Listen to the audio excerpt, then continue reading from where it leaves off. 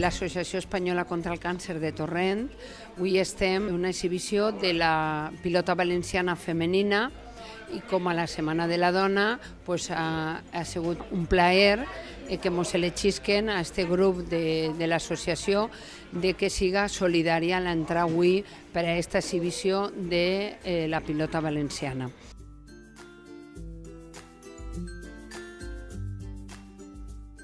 Evidentemente, pues bueno, hay muchos tipos de mujeres diferentes, cada una con su problemática, con su desigualdad.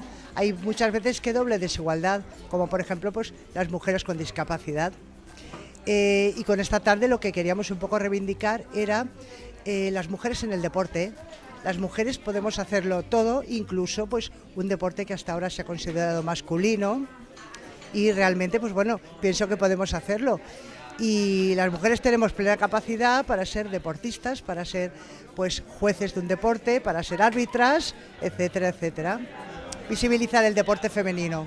Exacto, hemos querido reivindicar, como bien ha dicho mi compañera Encarna Lerma, el papel de la mujer en el deporte, sobre todo en un deporte autóctono, valenciano, como es la pilota, y qué mejor lugar que la Semana de la Dona para reivindicar ese papel que las mujeres exactamente podemos hacer de todo, cualquier tipo de deporte, aunque esté masculinizado, y darle la visibilidad que merece, porque la igualdad ante todo. Intentamos que el deporte femenino en Torrent esté más en auge. También tenemos un equipo de rugby femenino, el club de voleibol antes tenía 2 equipos femeninos y ahora tiene al menos 5 o 6, o sea, es decir, que estamos intentando promover que el deporte en Torrent, sobre todo a nivel femenino, pues que se vea cada vez más y ver que nosotras somos capaces de hacer de todo.